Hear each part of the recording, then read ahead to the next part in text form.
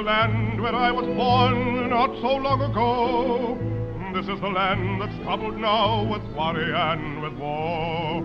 There was a question pounding my brain, what to do, what to do, when out of a dream the answer came into view.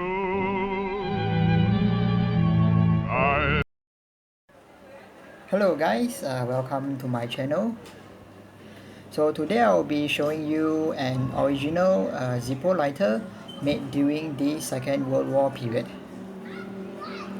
So this lighter is a steel case and a black crackle finish. This lighter was a standard issue to the US Army soldiers. And let's take a closer look at it. Here much of the black crackle finish is still intact, except for some wear and tear at the top of the lid.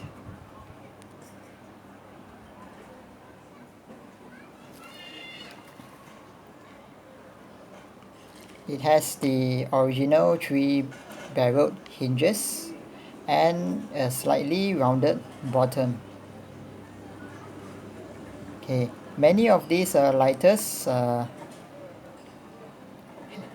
bottom stems would be obscured by the black crackle finish. As for this piece itself, if you look closely at the bottom left, you may be able to read the letter PAT, and that's about it. So I do believe that this lighter had been carried by someone during the war due to its wear and tear.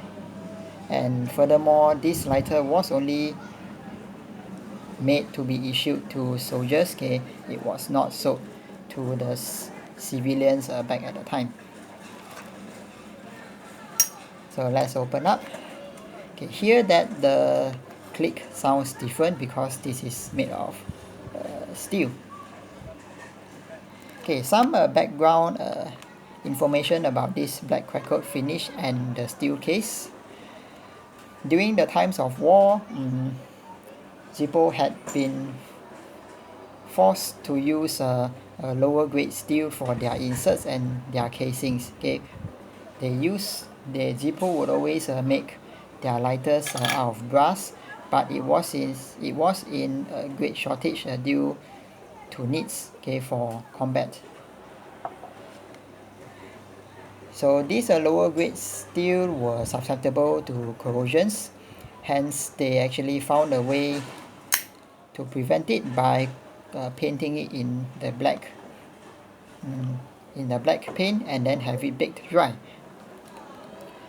So as the result, you have this rough sandy surface at the top, okay, which the Zippo used to call it a black crinkly finish. Okay, the name has changed. Okay, we know it now as the black crackle finish. Alright, so let's get back to the insides. Okay, you have the 14-hole chimneys, 7 holes on each side,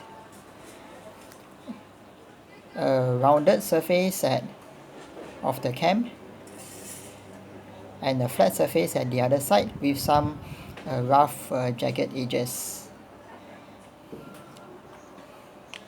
A little bit of brass were used on this lighter. Okay, brass on this cam rivet, flint wheel rivet, and some brass at the eyelet of the wick. Okay. So next features. Lighters made during that period has this horizontally cut flint wheel. So this design had a flaw which made flints being stuck at the bottom frequently.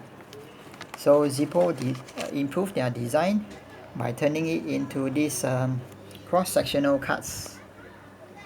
to reduce the likelihood of flames being stuck at the bottom. The next feature,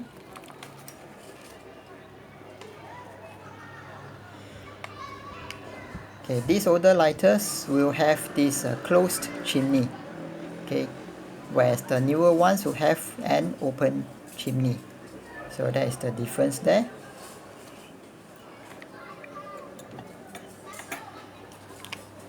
Okay, let's pull out the insert and take a closer look.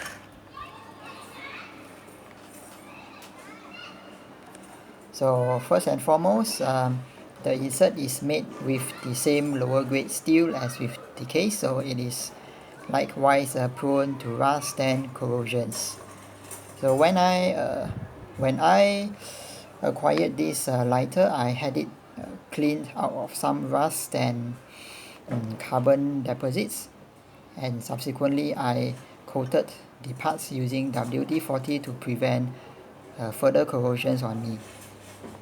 So at the bottom of the insert you have this original pattern number.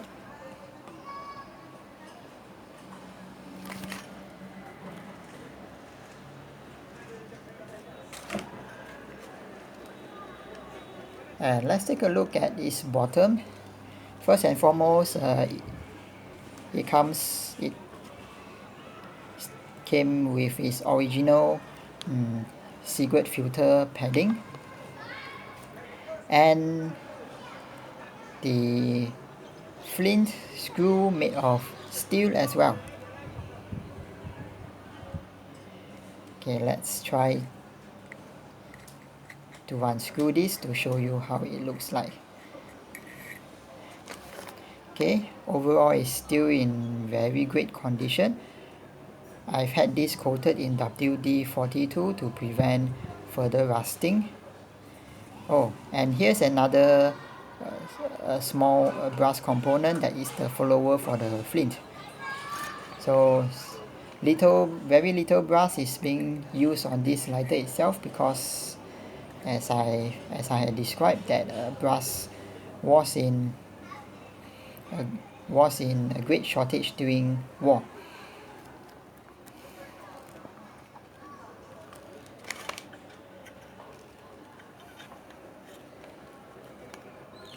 So this insert has an anodized finish as well.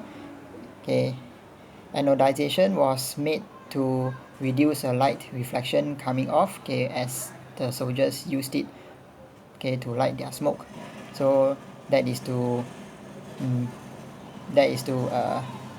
prevent the enemies from being attracted, okay, and giving up of their positions. Right, so let's listen to the click of this lighter once more. Okay, the tone of the clicks are certainly different because this is not made of brass, but nonetheless the cam is still strong. Okay, snaps well. Okay, has this beautiful pop as it opens.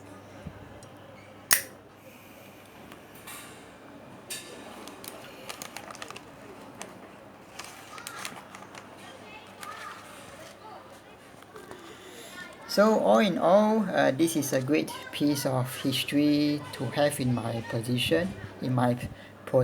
I mean, yeah, I'm in love with this. Okay, it is quite a sentimental one to have. Okay, which I will not give up that easily.